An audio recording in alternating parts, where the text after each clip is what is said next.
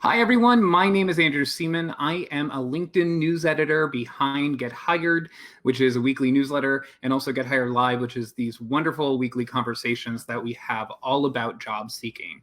I want to welcome you to the broadcast, as always, by introducing you to the stream. So you'll find it on either side of your screen or the bottom. Please introduce yourself. Tell us a bit about you. Tell us a little bit about your job search, maybe what you're looking for, where you're looking.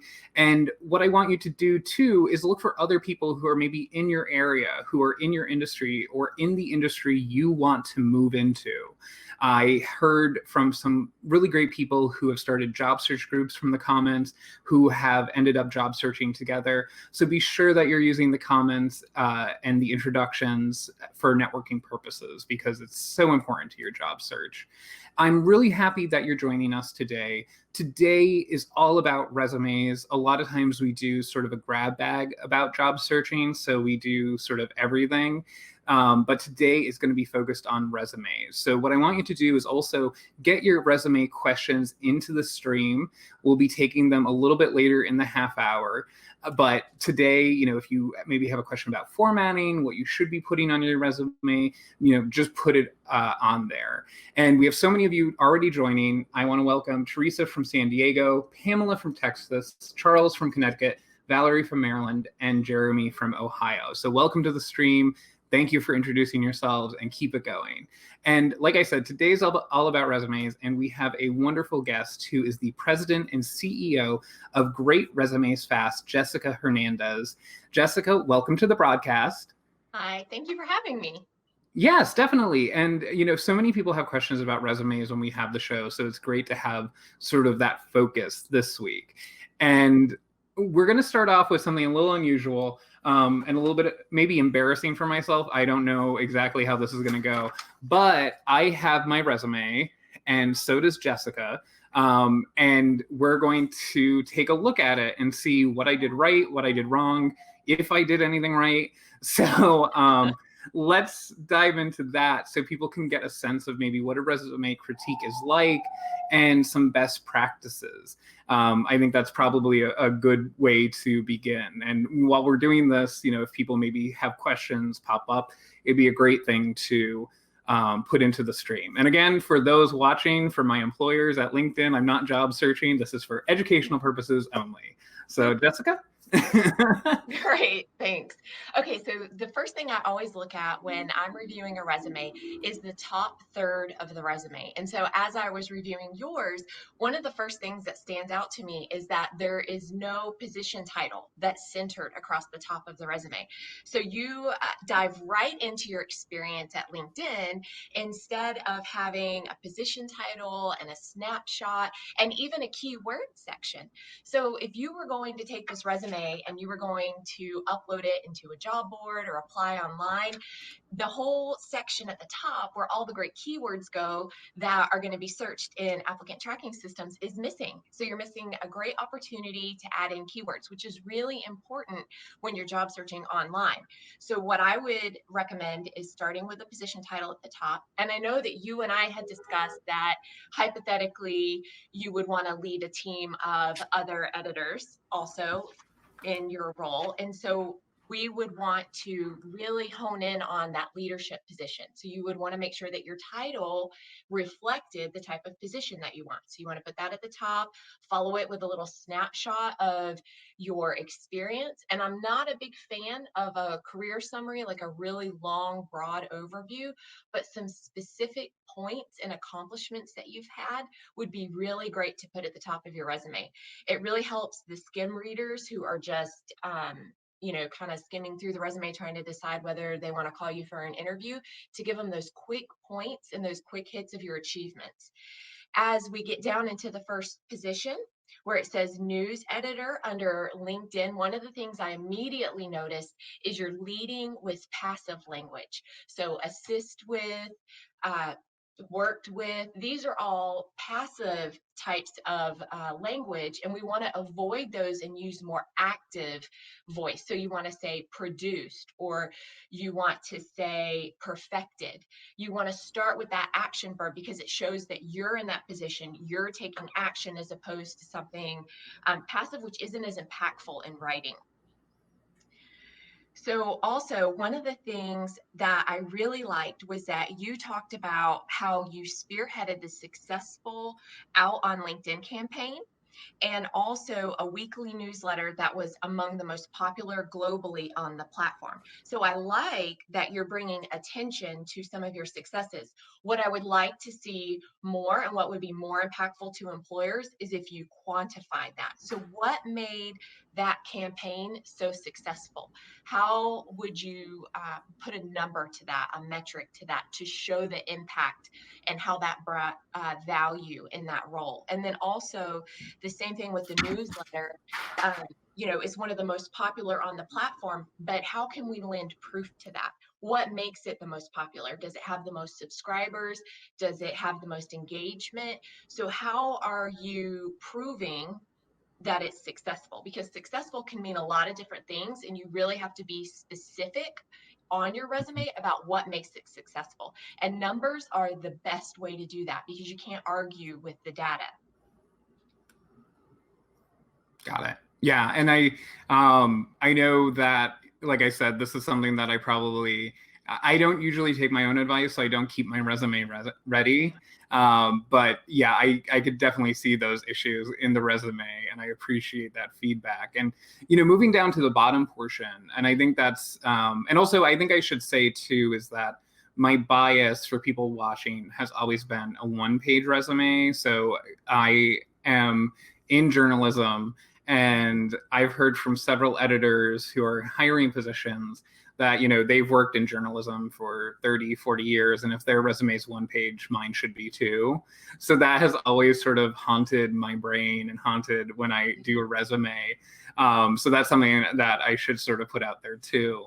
But I guess for education and those sort of things, how should that be played in the resume? Yeah, so it depends on the role that you're seeking. So for someone where education is really important, let's say that their position requires a master's degree and it's one of the main requirements of the role and they've just earned it, you would want to put that master's degree towards the top of your resume. But for someone that maybe the degree isn't directly related to the role that they're pursuing, it's not required, you can put that at the bottom. And for most cases, unless it's been a recently earned degree within the last couple of years, I don't even recommend putting dates on it because you don't want to open the door to age bias, which is a whole other issue. And I know, a lot of people have opinions about that. But overall, as a rule of thumb, we advise clients, don't put dates for education on your resume. And I noticed on your resume that you actually have the dates. So, and it's been, more than 2 or 3 years since you've graduated. So you could actually remove those and it wouldn't be that big of a deal. And then one of the things that I did want to point out is I love that you included on your resume your professional associations because they are related to what you do every day. And if you were really going to job search, and especially if you wanted to pursue a position that had leadership, the member vice chair position with Columbia University, it shows that. So I would want to tell job seekers, if you're in an association or you're doing some type of volunteer work and it's related to the type of job that you want, or that next career move, it's good to have that on your resume because it backs up and it shows that you actually have the experience, that you have the desire, and that you have the accomplishments to go with it. Got it. Thank you. Yeah. And it's something that I always sort of struggle with about what you should put at the bottom of a resume. So, and I think a lot of probably people do that too. So thank you so much for that. And I guess the question is, if you were in a recruiter's position, would you pass over my resume? If I was looking for a news editor, no, it's not the worst resume that I have ever seen. I mean, you did a really good job. I think there's room for improvement, but I've seen a lot worse. Well, I'll take it. As long, better than worst, I'll always take that. So yeah. I appreciate it. And if you're just joining us, This is Get Hired Live, and we have the president and CEO of Great Resumes Fast, Jessica Hernandez, who just tore apart my resume. Not tore apart, but gave me some things to work on. And my name is Andrew Seaman. I am the LinkedIn news editor for Get Hired. So if you have questions about your resume, get them into the stream and we'll take them. And don't forget to introduce yourself. So let's take a few of those questions now. We have one here, which is from Jadit. Should you include a summary in your resume? I know you sort of mentioned the summary. How should people play that part of their resume? Okay, so I'm a big fan of not having what we call a typical summary. You know, the one that starts off with 20 years of experience in whatever industry, and then just kind of gives a general overview of your career history. I'm not a big fan of that. I feel like the best way to make an impact immediately, which is that top space of your resume where your summary would typically go, is to instead use a career snapshot format where you're focusing very specifically on accomplishments and you're quantifying information. So here you could say, I managed a $50 million budget. I wouldn't say I, because we don't use I statements, but managed a $50 million budget, or award-winning journalist in your case. These are the places where you want to draw out what's most notable and newsworthy about you, instead of just giving this broad kind of generic overview of your career. Definitely, yeah. And I think, a summary is really an interesting thing. And does that change based on someone who's maybe switching industries? Or is that when tools like a summary or maybe something outside of the norm of what you would see on a resume comes into play when someone wants to actually switch industries? Yeah, so if someone wanted to switch industries, what I would suggest is looking for the areas where you have a common link. So think about the things that in your new industry that you want to go to, what would an employer be looking for? What would they find valuable? What do they need? What hard skills do you possess that are transferable to that new role? And then in the top, use those experiences, those certifications, those courses, those classes that you've taken, put that information front and center, because that's where the initial review happens. And even having a summary, if you're transitioning to a brand new industry, you don't want to summarize your past career that's not related. You want to point out how you have relevant experience. And so I tell a lot of times career transitioners, if you're going to a whole new industry where you have no experience, take a class, take a course, do an online certification, because you can put that information at the top of your resume. You're getting the keywords in your resume, so it'll get through tracking systems, and immediately you're identifying to them, hey, I have an interest and I've taken steps in that direction. I think that's really great advice. And in fact, we have a question from Lonnie and Sarah about career changes, and I think you covered it. So hopefully that helped them. And then we have a question here from May, and so many people find themselves in this position. I know someone who's in this position who's currently furloughed. Do you put that on your resume? Because I could see that going two ways with a potential employer. Sort of, I'm coming, you might be going back to your job, or you might just be laid off indefinitely. Yeah, so that's a tricky one. And normally the advice is you wouldn't put unemployed on your resume, or you wouldn't put laid off. So I don't necessarily recommend that. I think you update the information on your resume, and that if you feel the need and you feel compelled to explain that, you can always do that in a cover letter. You could always do that in the interview. But the resume isn't the place that I would really be communicating that information, because that's the initial scan, and that's going to decide whether you get additional follow-up or an interview. So I would save that. And if you feel like, I need to explain I was laid off because of the pandemic or something like that, feel free to put something like that in your cover letter.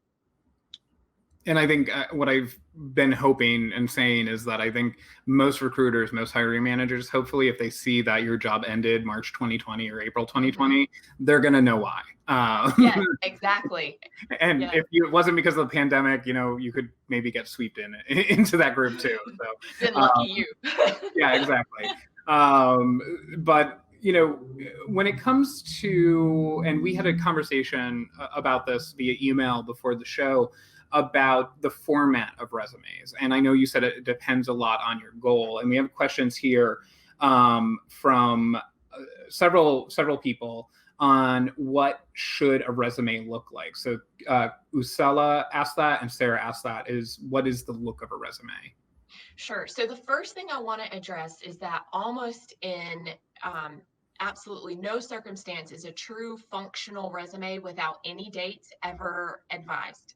There should really be no reason why you should have a full resume that is in a functional format that has no dates on it. It just sends up red flags to recruiters. And the first thing they think is, what are you hiding? What are you not telling me? Have you been job hopping? Or why is there no longevity that I can look at? So I would say stay away from a true functional style resume. If you have a linear career path and you've had progression, you can do a chronological style resume. If you have had a nonlinear career path and you've kind of bounced around, or you've been in different industries, or you have gaps, things like that, I recommend a hybrid resume that's part chronological and part focused on your accomplishments and your successes. And I always love to put that at the top of a resume, because we really want to market ourselves to employers and market our achievements and our accomplishments. And the top third of your resume is that ideal prime real estate where you want to communicate those things. So take the top third of your resume and talk about your accomplishments, talk about your wins, talk about the challenges that you've overcome, and quantify those things. Employers love that. They love the hard data. They love seeing what you've done successfully in the past, because they use that as a predictor of your future success. So anytime you can be specific about that, do it. And then beneath that section, go ahead and chronologically list out your employment history. And I think we have a few questions here that I think flow into that nicely, is the length of the resume, which is probably one of the most hotly debated questions in job searching. But we have a few questions here, which is basically, what should the length be? Is there a length that corresponds to how many years you have? And then also, Lynn wants to know, how do you consolidate 25 years of a work history? Oh my. Okay. So let's start with the length of the resume first, because there's this huge one-page resume myth that everyone seems to believe that your resume can only be one page, it should only be one page, and that's not true. And there's actual research studies and surveys of recruiters and hiring managers that have come out recently that have said they actually prefer 2 pages. So I don't think that there is a hard and fast rule that says your resume can only be one page or it has to be 2 pages. There's a general rule of thumb. I mean, if you're an entry level job seeker, there should be no reason for you to have a 3 page resume.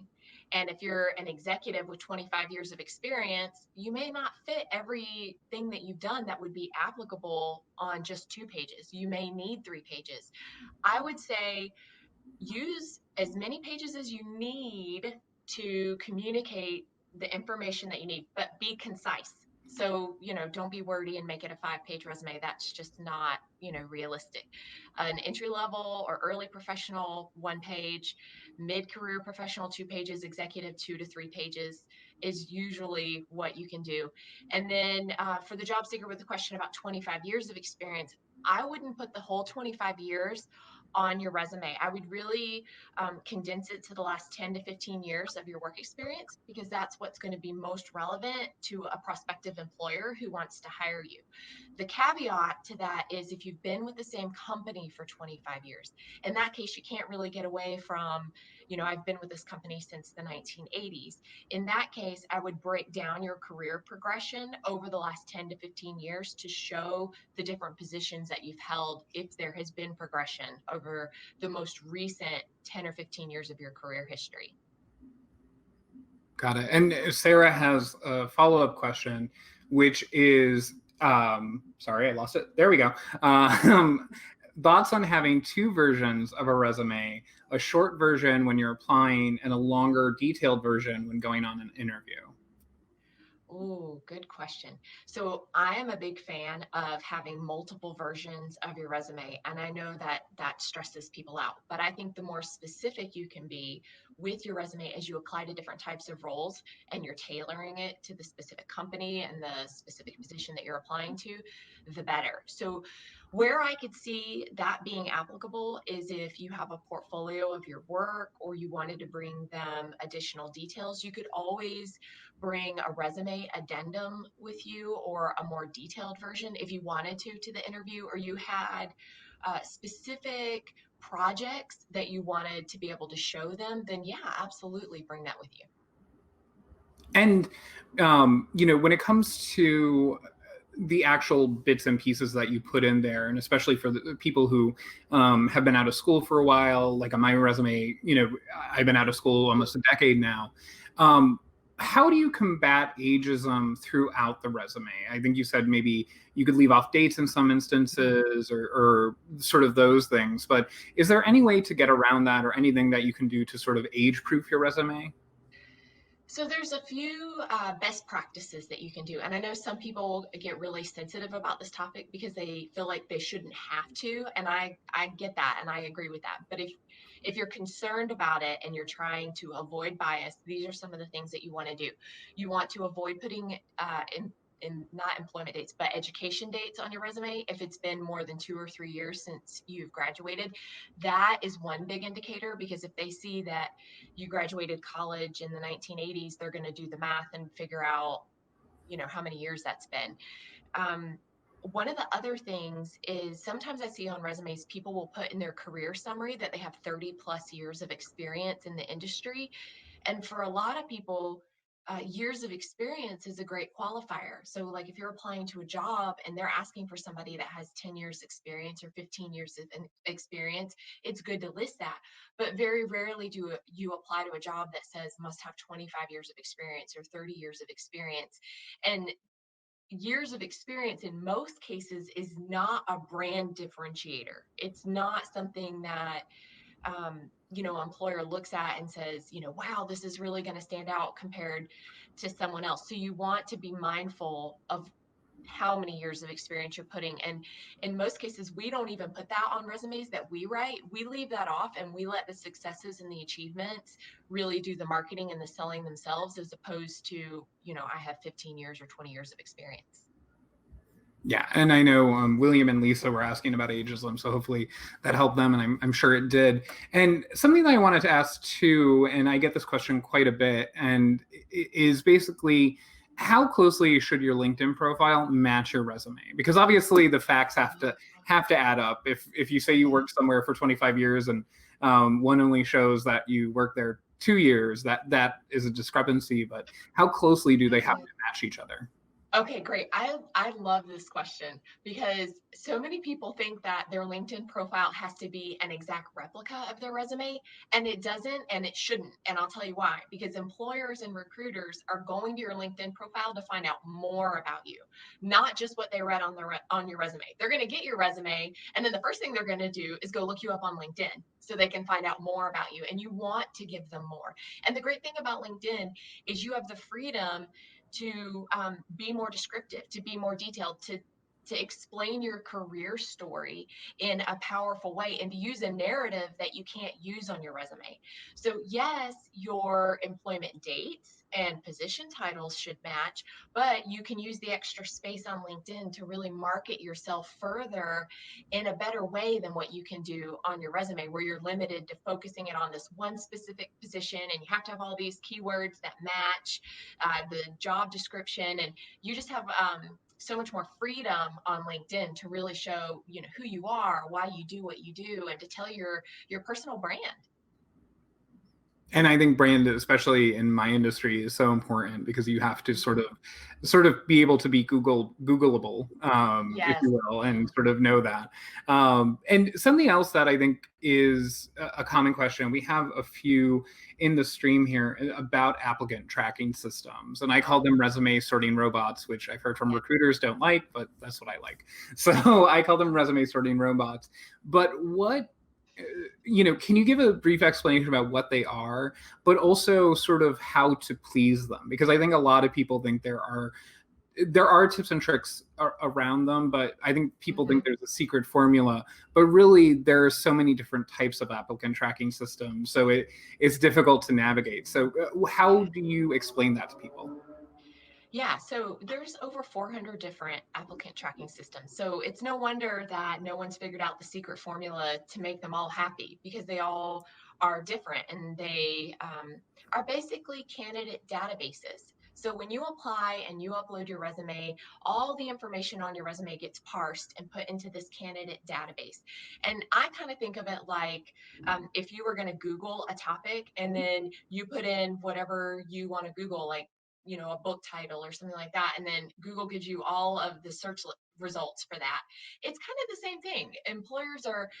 Recruiters are going into applicant tracking systems and they're putting in the keywords project management or financial management or budget management or whatever the hard skill keywords are. They're putting those into the applicant tracking system, and it's scoring resumes and it's pulling them up based on relevance. So whoever has the most relevant resume with the most relevant information and content on it, it pulls that person's resume up first, and then it goes in descending order. And so then the recruiter, goes through and reads the resumes and scans them and decides, okay, I'm going to interview this one or that one or whatnot. The thing about applicant tracking systems is, if you're applying with a PDF, they are not scanning the information within the resume and scoring it. So you're not even pulling up. Basically, your resume would get a 0 score and you'd be at the bottom of the keyword pile in the database. So one of the other things about applicant tracking systems is you don't want to put information in the header or the footer of your resume, because the applicant tracking systems can't read that. A lot of people are concerned about graphs, pictures, logos, and design elements on their resume.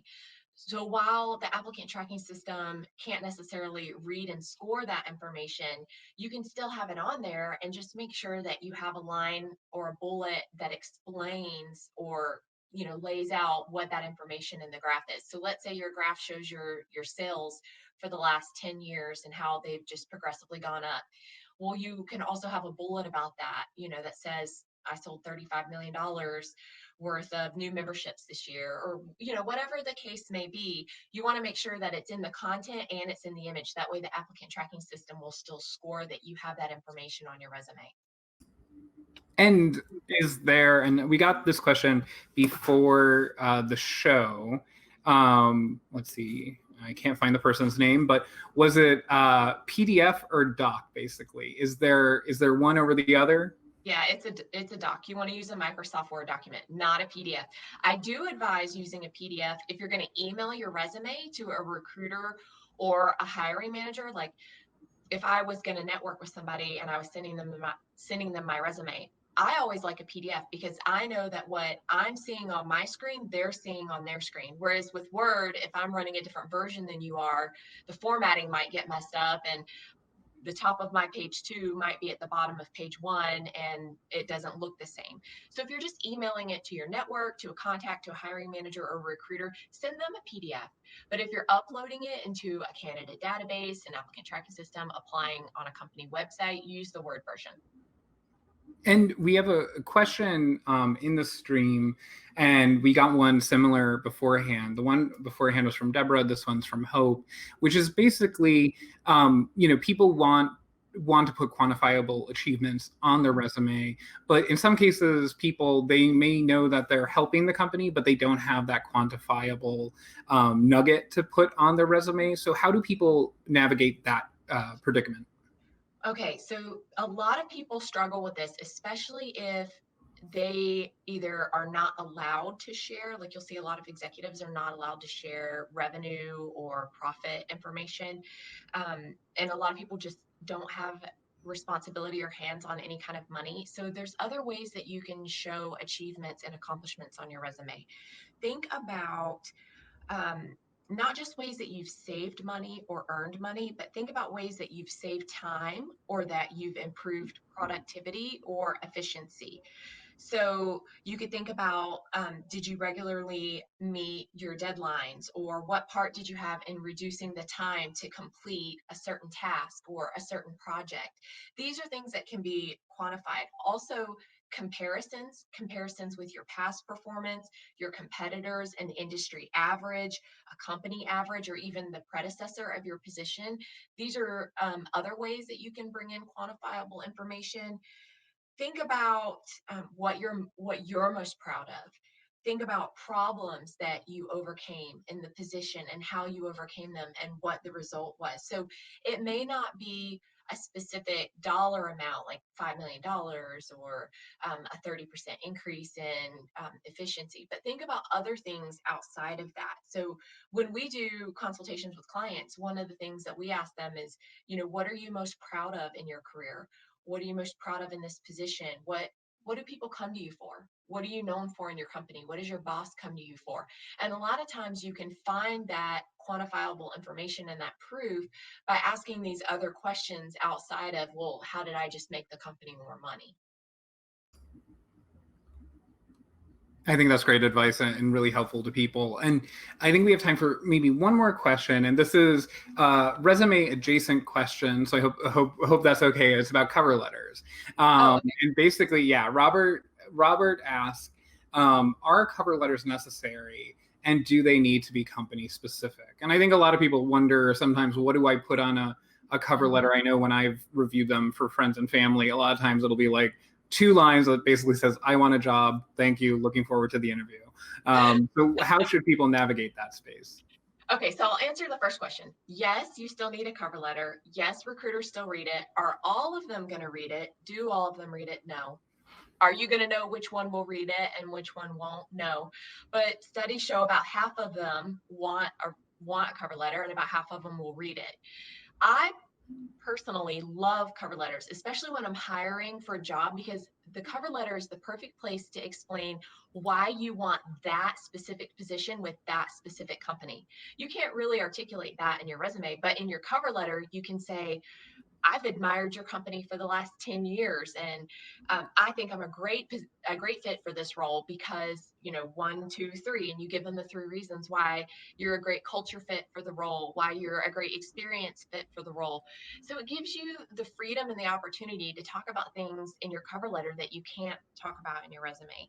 A couple pieces of advice: don't give them your whole life story. Keep it short. Write it like how you would write an email. If you were just going to write a 3 to 5 line introduction in an email when you passed along your resume to somebody, keep it short like that. But make sure you tell them, why this role, why this company. Employers, they want to hear that. They want to know why you're excited. They want to know why you're interested. And it shows your excitement, it shows your interest in the role. And that's really important because those things are sometimes hard to communicate, and they certainly don't always come across in your resume or LinkedIn profile. Yes, and I think one of the best things about a cover letter is that you get to address the person personally who might be reading your cover letter. I know in the past, and I don't know how you feel about this, but I've called companies to basically say, just give me the hiring manager's name. I don't need to contact them, but I just want to put it at the top of the cover letter, just so I can sort of have that personal touch on there. But thank you so much, Jessica. This has been so helpful, and I know our members got a lot out of it. Thank you. Thank you for having me. It was a lot of fun. I love talking resumes. So it was Of good. course. And, I hope we've been flashing your LinkedIn URL at the bottom of the screen.